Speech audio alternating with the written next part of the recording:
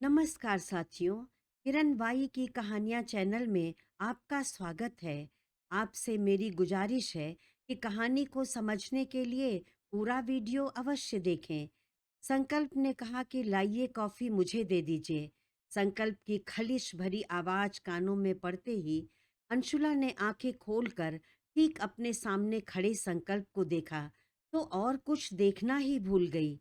रणबीर कपूर की तरह हैंडसम 6 फुटिया सुगठित शरीर वाले राव संकल्प सिंह आज अपनी प्रिंसेस से रूठे खड़े थे और यही बात उनकी प्रिंसेस की जान सुखाए दे रही थी। संकल्प ने देखा कि अंशुला सब कुछ भूली हुई खड़ी उसे ही देख रही थी। उसकी आंखों के सामने हाथ लहराते हुए बोला, कॉफी ठंडी हो रही है मिस यदुवंशी, लाइए मुझे दे दीजिए। अंशुला होश में आते हुए अकबका कर बोली, लीजिए, और कांपते हाथों से उसे कॉफी का मग पकड़ा दिया। थैंक यू कहते हुए संकल्प कॉफी लेकर वापस रूम में चला गया। ये तो वापस अंदर चले गए, कुछ बोले ही नहीं। अब हम क्या करें? अंशुला सोच सोच कर परेशान हो रही थी। रूम में संकल्प की आवाज आई, आपको मग वापस लेकर ही जाना है क्या? कम से कम कॉफी तो चैन से पी लेने दीजिए। वो खुद तो बड़े मजे से कॉफी पी रहा था, पर मजाल क्या कि उसकी आवाज से अंशुला को जरा भी पता लगे कि वो उससे इतना भी नाराज नहीं है जितना वो सोचकर सूखी जा रही थी। लेकिन मन ही मन मिस्टर एरोगेंट की तारीफ करने में कोई कमी नहीं रखी थी। सड़ू कहीं के। वैसे तो हमारे मन की हर बात बिना कहे जान लेते हैं, तो ये काहे नहीं जान पाए कि हम यहाँ मग लेने नहीं, इनसे सॉरी बोलने खड़े हैं। फिर दरवाजे की ओर देखकर बोली, अभी कल ही इस रूम में हमारे ऊपर गुलाब की पंखुड़ियां बरसा रहे थे, और आज देख लो, अकड़ू महाराज को हमसे बात ही नहीं करनी है। तभी संकल्प बाहर आकर बोला, अगर आप यूं ही दरवाजे पर पहरेदारी करेंगी तो मैं चैन से अपनी कॉफी कैसे पी पाऊंगा। ऐसा कीजिए, अंदर ही आ जाइए, कहकर वो फिर अंदर चला गया। लेकिन अंशुला के मन में तो खलबली मची थी कि जब बाहर खड़े खड़े घबराहट से उसकी जान सूखी जा रही है, तो शेर की माद के अंदर जाकर उसका क्या हाल होगा। अंशुला के कदम कमरे में पड़ते ही बालकनी में खड़े संकल्प की धड़कनों ने अपना काम शुरू कर दिया था। उसके चेहरे पर मुस्कुराहट आ गई, लेकिन अभी वो अंशुला को थोड़ा और सताना चाहता था, इसीलिए वहीं मौन होकर खड़ा रहा। इधर दरवाजे पर खड़ी अंशुला के कदम आगे नहीं बढ़ पा रहे थे। कहाँ है ये? वो कमरे में इधर उधर नजरें दौड़ाने लगी। तब तक संकल्प एकदम से उसके सामने आकर कॉफी का मग पकड़ाते हुए बोला, लीजिए, इसीलिए आप खड़ी हैं ना? हाँ, नहीं। हम घबराहट में अंशुला के शब्द मुंह में ही अटक गए। आपको मुझसे कुछ कहना है? फिर संकल्प दूसरी ओर मुंह फेर कर जानबूझकर जम्हाई लेते हुए बोला, ठीक है, जल्दी बोलिए, मुझे बहुत नींद आ रही है। हमें आपसे सॉरी कहना था। अंशुला हिचकते हुए इतना ही बोल पाई, फिर अपनी मुट्ठी भींचकर खड़ी हो गई। अभी मिस्टर एरोगेंट का गुस्सा बम की तरह फटने वाला है। ओह रियली, आपको सॉरी बोलना है? लेकिन सॉरी तो वो बोलता है जिसने कुछ गलत किया है, और आपने तो कुछ गलत किया ही नहीं, फिर सॉरी क्यों? संकल्प ने नाराजगी से कहा। उसका लहजा बता रहा था कि इस बार वो सच में अपनी एंजल से खफा है। अंशुला ने कहा, प्लीज इस बार माफ कर दीजिए, आगे से हम ध्यान रखेंगे कि हमारे कारण आपको तकलीफ ना पहुंचे। पर आज जो तकलीफ हुई उसका क्या वुड बी मिसेज राव? मैं आपको कितना भी क्यों ना समझा लूं, लेकिन आपको तो मेरी बात माननी ही नहीं है। पर एक बात जरूर समझ लीजिए, आपको भले ही कोई फर्क नहीं पड़ता होगा जब कोई आपको कुछ सुना कर चला जाता है, लेकिन मुझे फर्क पड़ता है, और इस कदर फर्क पड़ता है कि मैं आपको सुनाने वाले को ऐसा सबक सिखाऊं कि उसकी 7 पुश्तें याद रखें। उसने जिस जुबान से आपको दुख पहुंचाया है, उस जुबान को मैं उसकी हलक से बाहर निकाल लूं। तो अगर आप मुझे क्रिमिनल बना हुआ देखना चाहती हैं, तो जाइए, जितनी बार भी मन करता है जाइए उन लोगों के पास और मौका दीजिए उन्हें आप पर अपनी नफरत का जहर उगलने का। बस ये ध्यान रखिएगा, फिर मेरा भी जैसे मन करेगा उनको सजा दूंगा। ये कहते हुए वो बेड पर जाकर बैठ गया। अंशुला संकल्प के घुटने पर सिर रख कर बैठ गई और बोली, बस हम भाई और दादी से मिलने गए थे, लेकिन हम ये बिल्कुल नहीं चाहेंगे कि हमारे कारण आपका दिल दुखे। हम फिर ऐसा कुछ नहीं करेंगे। संकल्प उसे अपने पास बिठाकर उसके माथे को चूमते हुए बोला, समर और दादी माँ से आपके मिलने पर मुझे कोई एतराज नहीं है। मैं कभी नहीं रोकूंगा, पर मुझे गुस्सा इस बात का है कि आप बिना बताए अकेली क्यों उन लोगों के बीच चली गईं, जो आपके दिल को तकलीफ पहुंचाना चाहते हैं। अंशुला को एक बार फिर चाची की कही बातें याद आ गईं। उसकी आंखें नम हो गई थीं। आपको कैसे पता चल जाता है सर कि हम पर क्या मुसीबत आने वाली है? संकल्प ने उसका चेहरा अपनी हथेली में भरकर उसकी आंखों में बड़े प्यार से देखते हुए बोला, मुझे सब कुछ बिल्कुल वैसे ही पता चल जाता है जैसे आप जानती हैं कि मैं कब आपसे नाराज हूँ और कब आप पर मुझे प्यार आ रहा है। वैसे आप सच सच बताइए, वहाँ क्या हुआ था? आप समर से मिलने गई थी, तो किससे मिली? उसने क्या कहा? वह अंशुला की आंखों में कुछ ढूंढने की कोशिश कर रहा था, लेकिन अंशुला तो अपलक संकल्प को देखे जा रही थी। फिर अपनी पलकें झुका ली कि कहीं संकल्प उसकी आंखों की नमी और बेबसी ना पढ़ ले। मुझे पता है कि आज मैं बहुत हैंडसम लग रहा हूँ और आपका बिल्कुल भी मन नहीं है कि मुझे देखना छोड़कर आप कुछ और सोचें। लेकिन बिलीव मी, मेरी बात का जवाब दे दीजिए। फिर जब तक आपका दिल ना भरे, मुझे यूं ही निहार सकती हैं। संकल्प के इस अंदाज पर उसके होठों पर मुस्कान आ गई। आप वो सब क्यों जानना चाहते हैं, जिसे जानकर आपको फिर से गुस्सा आ जाएगा और आपका मूड खराब हो जाएगा?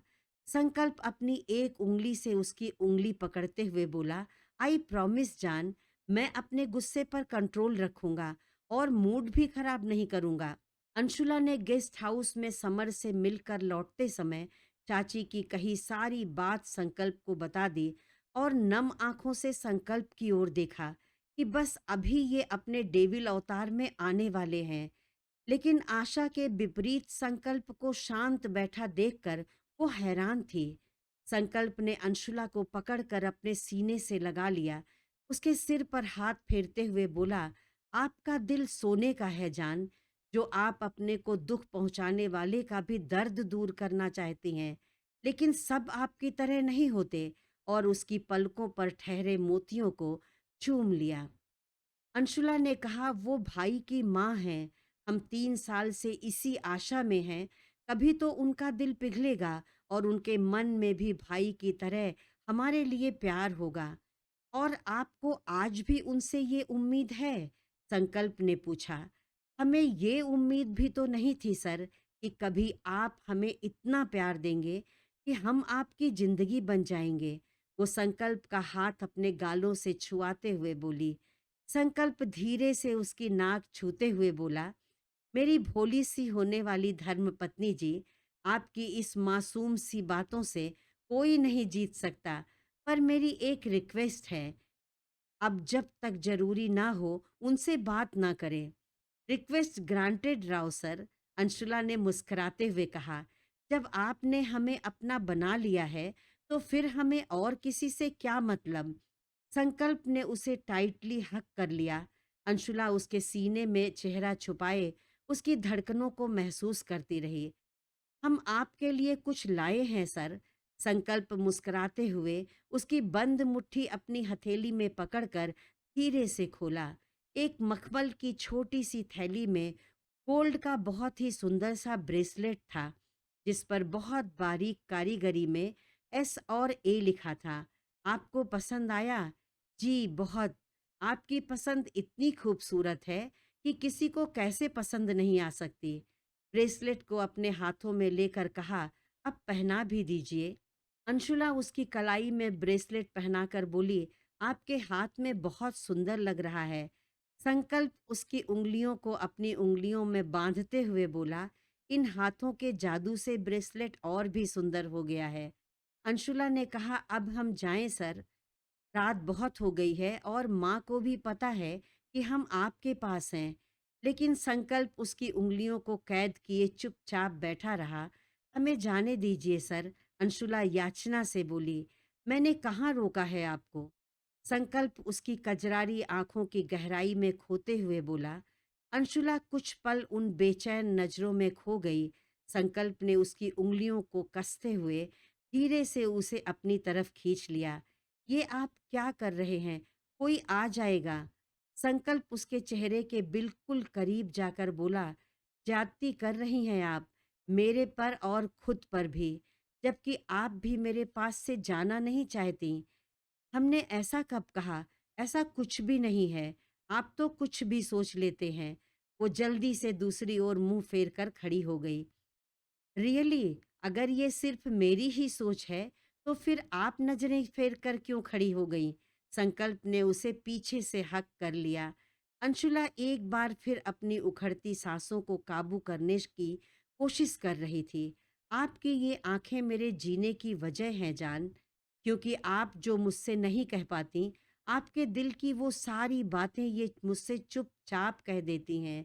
मैं इन आंखों में देखता हूँ तो मेरी सारी दुनिया इन्हीं में सिमट जाती है। संकल्प ने उसकी बोझिल होती पलकों को चूम कर कहा। अंशुला उसके कंधे पर सिर टिकाए खड़ी थी और संकल्प की कही बातें उसके मन में अमृत बनकर समा रही थीं। वो महसूस कर रही थी कि सच है, वो भी तो अपने इनको एक पल के लिए भी छोड़कर कहीं नहीं जाना चाहती। एंजल, क्या ऐसा नहीं हो सकता? आप हमेशा के लिए मेरे पास रहें। संकल्प ने उसके चेहरे को देखते हुए कहा। अंशुला दुविधा में घिरी उसे देखने लगी। लेकिन ये अभी कैसे हो सकता है सर? आप जानती हैं ना कि मेरी डिक्शनरी में असंभव जैसा लफ्ज नहीं है। खास तौर पर तब तो बिल्कुल भी नहीं, जब बात आपसे जुड़ी हो। संकल्प उसके चेहरे को प्यार से छूते हुए बोला। अंशुला अपना सिर संकल्प के सिर से टिकाकर आंखें बंद किए हुए कह रही थी। दुनिया की कोई भी बात हमारे लिए आपसे बढ़कर नहीं है। हम अपनी अंतिम सांस तक आपका ही साथ चाहेंगे। उसने संकल्प से अपने दिल की बात कह दी थी। संकल्प ने उसे अपने आगोश में भरकर मन में कह रहा था। आपको इस नर्क में मैं और नहीं रहने दूंगा एंजल, फिर इसके लिए मुझे चाहे जो करना पड़े। अगली सुबह सब बहुत खुश थे। सबके खुश होने के अलग अलग कारण थे। समर आयरा क्यों खुश थे, ये भी कोई पूछने की बात है भला? अंशुला खुश थी, आज उसके भाई भाभी की हल्दी थी और आज उसकी सहेलियां आने वाली थीं। संकल्प और अग्रिम तो आज अपनी अलग ही मस्ती में थे, क्योंकि उनकी लॉ कॉलेज पुणे से शैतानों की टोली आने वाली थी। हीरा को भी किसी का इंतजार था और उसकी निगाहें बार बार गेस्ट हाउस के गेट पर चली जाती थीं। आज हल्दी की रस्म के लिए पंडाल को पीले और सफेद फूलों और पर्दों से सजाया जा रहा था। ताई जी अपनी आंखों के सामने ही दूल्हा दुल्हन को लगने वाली हल्दी तैयार करवा रही थी। महिमा जी ने इतनी सारी हल्दी देखकर कहा। दीदी, हल्दी तो बस समर और आयरा को ही लगनी है, फिर इतनी सारी हल्दी का क्या होगा? ताई जी ने हंसते हुए कहा। अरे छोटी, मारे को घड़ी विश्वास है, यो छोरे छोरियां हल्दी की होली खेले बिना नहीं मानेंगे। महिमा जी मुस्कुरा कर बोली, ठीक है दीदी, मैं जरा बाहर का काम देख कर आती हूँ। इधर संकल्प टेरेस पर बेचैनी से टहल रहा था। तब तक गेट पर एक टैक्सी रुकती है। गार्ड ने आगे बढ़कर सलाम ठोका, क्योंकि शादी का घर है, मेहमानों का आना जाना तो लगा ही था।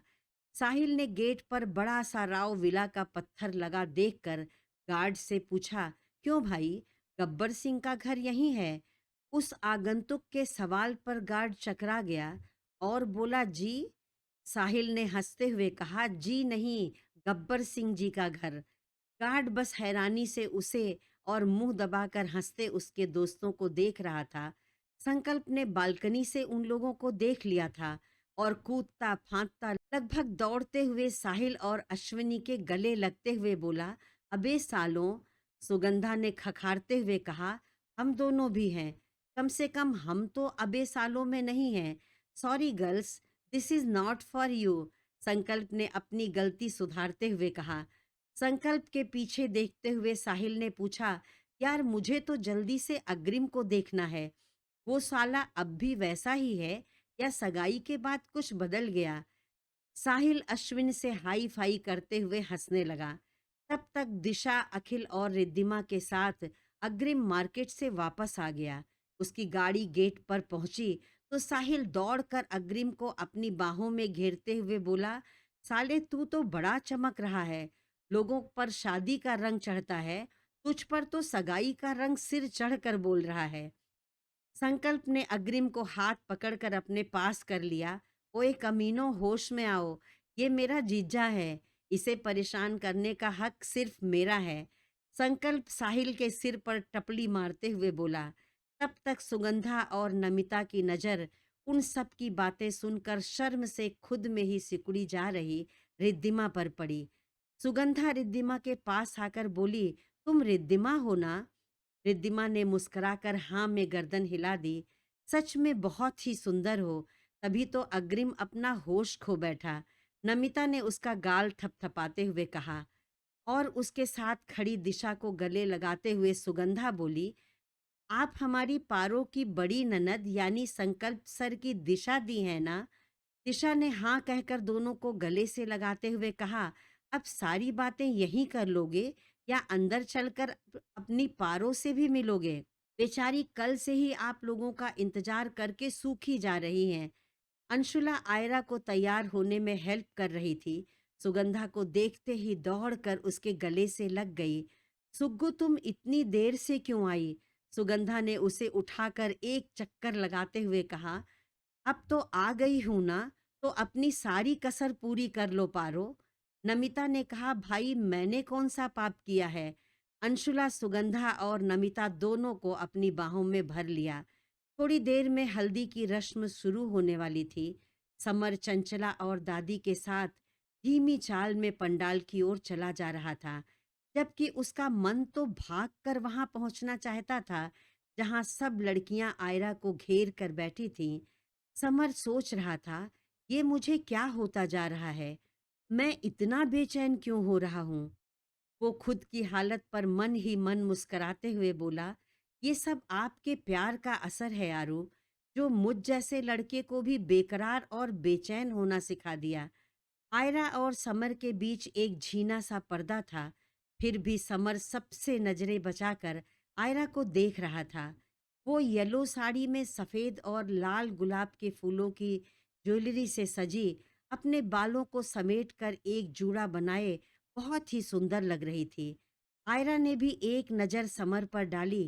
पीले रंग के कुर्ते और सफ़ेद चूड़ीदार में वो बहुत ही डिसेंट लुक दे रहा था और दोनों की नज़रें मिलते ही दोनों के चेहरे पर मुस्कान आ गई।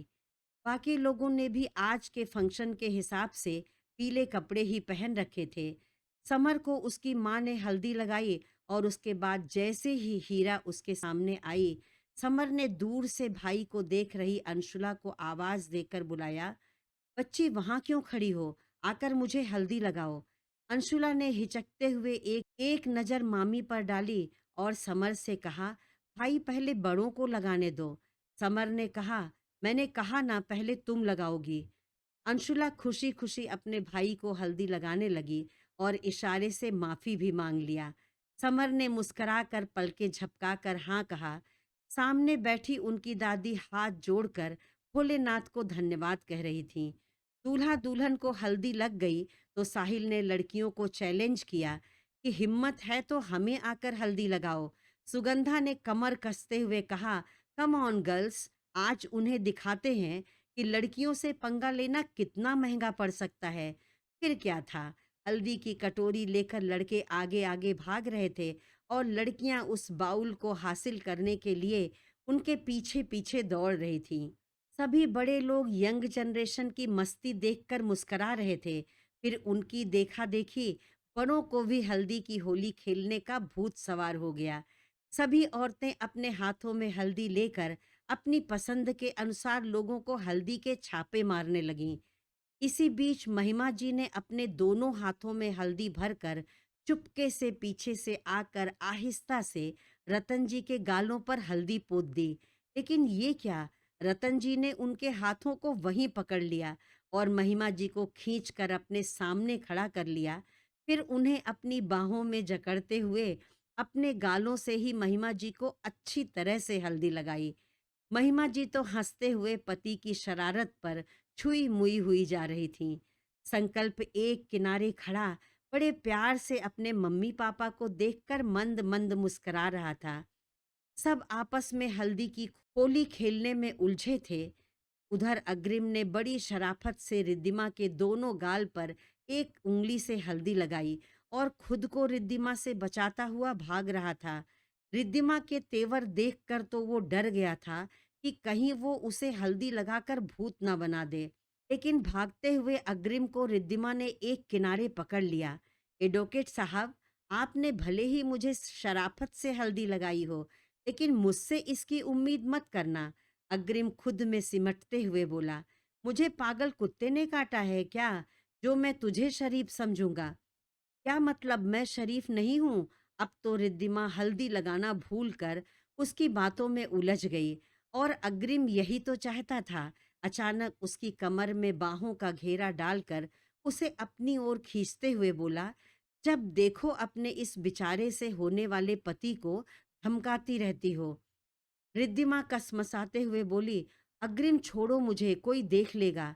पर अग्रिम को तो अब और कुछ सुनना ही नहीं था।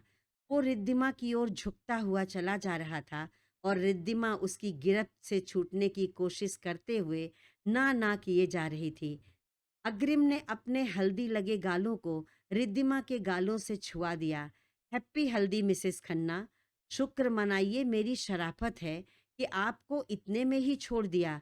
और उसके माथे को चूमते हुए वहां से चला गया। रिद्धिमा अपने धड़कते हुए दिल को थामे ना जाने कितनी देर तक वहीं खड़ी रही। उधर अंशुला ने अपने सामने खड़े संकल्प को देखकर कहा, आपने हमें यहाँ क्यों बुलाया? सब लोग तो पंडाल में हैं। और एक बार फिर संकल्प उसकी मासूमियत पर कुर्बान हुआ जा रहा था। उसके पास आते हुए बोला, इसलिए कि मैं आपको अपने प्यार का पहला शगुन दे सकूं। अंशुला ने देखा कि संकल्प की हथेली में हल्दी की एक छोटी सी कटोरी थी। पर ये तो पर ये तो आप। और वो पीछे हटते हुए बोली। संकल्प ने उसकी कमर में अपना एक हाथ डालकर उसे अपनी ओर खींच लिया।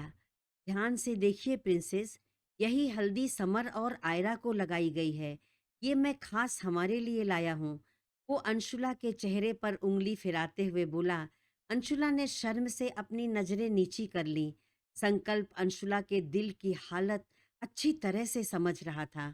उसने अंशुला की एक उंगली हल्दी की कटोरी में डुबोकर अपने दोनों गालों पर उसकी उंगली फिराते हुए बहुत प्यार से बोला, हमारी हल्दी की रस्म पूरी होने की बधाई जान। इस तरह से अंशुला हैरानी से उसे देखने लगी। संकल्प आहिस्ता से अपना गाल अंशुला के गालों पर छुआते हुए बोला, क्योंकि मुझे नहीं लगता कि हमारे बीच किसी भी रस्म को पूरा करने के लिए किसी फॉर्मेलिटी की जरूरत है। अब अंशुला भी मुस्कुराने लगी थी। याद रखिए होने वाली धर्मपत्नी जी, कल हमारी मेहंदी की रस्म है और उसे भी मैं आपके साथ ऐसे ही पूरा करूंगा। और वहीं एक जगह पर बैठकर अंशुला को अपने पास बिठाते हुए बोला। अंशुला ने हैरानी से उसको देखकर कहा, कल मेहंदी की रस्म में सब लोग होंगे। सब लोग तो आज भी थे जान, but I really don't care about them.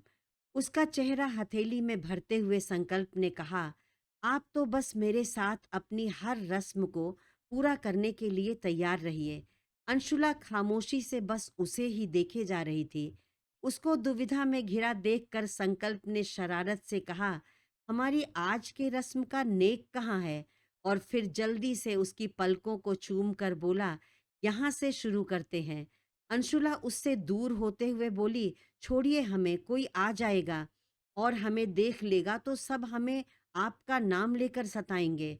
संकल्प उसके चेहरे के और करीब जाकर उसकी आंखों की गहराई में डूबते हुए बोला, आपको कोई मेरे नाम से जोड़ता है तो आपको अच्छा नहीं लगता? आपके नाम से तो अलग हमारा वजूद ही नहीं है सर, पर सब हमें बहुत सताते हैं। अंशुला ने धीरे से कहा, अब कोई आपको सताए तो मुझे बता दीजिएगा, मैं उसके होश ठिकाने लगा दूंगा, क्योंकि आपको सताने का और परेशान होकर आपका मुझ में छिपे हुए आपको देखने का हक सिर्फ मेरा है और मैं इसे किसी के साथ शेयर नहीं कर सकता। संकल्प अंशुला की झुकी पलकों में खुद को तलाशते हुए उसके करीब आ रहा था। अंशुला उसकी सांसों को अपनी धड़कनों में उतरते हुए महसूस करने लगी तो कसमसाते हुए बोली, अभी सिर्फ हमारी हल्दी हुई है सर। संकल्प उसके चेहरे को अपने बेहद करीब करते हुए बोला, आप चाहें तो आज ही हमारी शादी भी हो सकती है। आप जानती हैं ना, हम और हमारा प्यार इन्हीं रस्मों रिवाज का मोहताज नहीं है। अंशुला ने अपना चेहरा दूसरी ओर घुमाते हुए कहा, इतनी बेकरारी भी ठीक नहीं है सर। आपने मेरी बेकरारी देखी ही कहाँ है प्रिंसेस। देखेंगी तो खुद आश्चर्य में पड़ जाएंगी कि आपके प्यार के बिना मैं जिंदा कैसे हूँ। संकल्प ने बड़ी मायूसी से कहा। अंशुला उदासी से बोली, आप मुझे इतनी खुशियां देकर एक पल में रुलाने की बात करते हैं। हमने आपसे कितनी बार कहा ऐसी बातें मत कहा कीजिए। उसकी आंखों में आंसू छलक आए थे। सॉरी प्रिंसेस, मैं आपको रुलाने की बात तो सपने में भी नहीं सोच सकता। संकल्प ने उसे कसकर अपने बाहों में भींच लिया। अंशुला बमुश्किल अपनी सांसों को समेटते हुए बोली, हम और हमारा प्यार सिर्फ आपकी अमानत है सर। हम भी आपको खुद में महसूस करना चाहते हैं, लेकिन ये तभी संभव हो पाएगा जब आप हमारी मांग में सिंदूर सजाएंगे। हमारे हाथों में आपके नाम की चूड़ियां होंगी और आप हमारे गले में अपने नाम का मंगलसूत्र पहनाएंगे। संकल्प उसके माथे को चूमते हुए उसे गले से लगाकर बोला, आपकी ये विश बहुत जल्दी पूरी होगी एंजल। मैं आपकी ये चाहत जरूर पूरी करूंगा। फिर मन में कहने लगा, आपको अपना बनाकर ही तो मैं आपकी जिंदगी में सब कुछ ठीक कर पाऊंगा और तभी आपको छोड़कर अपनी आगे की पढ़ाई पूरी करने जा भी पाऊंगा। लेकिन सॉरी प्रिंसेस, मैं अभी आपको कुछ नहीं बता सकता। और उसे कस कर अपने आगोश में समेट लिया। अंशुला उसके सीने में छुप कर बैठ गई और उसी समय कोई था जो राव बिला का गेट पार करते हुए किसी अनजाने तूफान की तरह अंदर बढ़ा चला जा रहा था। और अंशुला संकल्प को अपने सपनों में खोया हुआ छोड़कर उसी तरफ जा रही थी, इस बात से अनजान कि कोई है जो संकल्प और अंशुला के लिए मुसीबत का अंबार लेकर वहां आ गया है। अंशुला तो अब भी संकल्प के प्यार में डूबी हुई खुद में ही मुस्कुराते हुए आगे चली जा रही थी कि अचानक वो एकदम से उसके सामने आ गया। जब तक वो कुछ समझ पाती, उससे टकरा गई। सॉरी, वो हमारा ध्यान कहीं और था। अंशुला ने अपनी आदत के अनुसार सामने वाले से माफी मांगते हुए कहा। पर वो शख्स तो जैसे इस वक्त अंशुला की सॉरी को और उसको भी कच्चा चबा जाएगा। लेकिन मेरा तो सारा ध्यान तुम्हारे ऊपर ही था। उस शख्स ने बहुत ही वाहियात तरीके से अंशुला को घूरते हुए उसकी बात का जवाब दिया और धीरे से उसका हाथ छू लिया। अंशुला उसकी इस हरकत से घबराकर 2 कदम पीछे हट गई। वो बोला, hello beautiful girl, I am Vikrant from Australia. मैं सच कहता हूँ, इंडियन ब्यूटी वास्तव में वेरी गॉर्जियस एंड मार्वलस होती हैं। आपने खुद को कभी आईने में देखा? साला आईना भी टूट कर बिखर जाएगा आपकी खूबसूरती देखकर। अंशुला तो अकबकाई सी सोच रही थी, ये आंधी तूफान की तरह आने वाला अजीब सा लड़का कौन है और इसे हमने आज से पहले कभी नहीं देखा। क्रमशः साथियों, मेरी कहानी आपको कैसी लगी? पसंद आई हो तो कृपया लाइक कर दें और कमेंट में लिखकर जरूर बताएं। ऐसी ही और मनोरंजक कहानियां देखने के लिए मेरे चैनल को सब्सक्राइब करके बेल आइकन दबाना ना भूलें। धन्यवाद।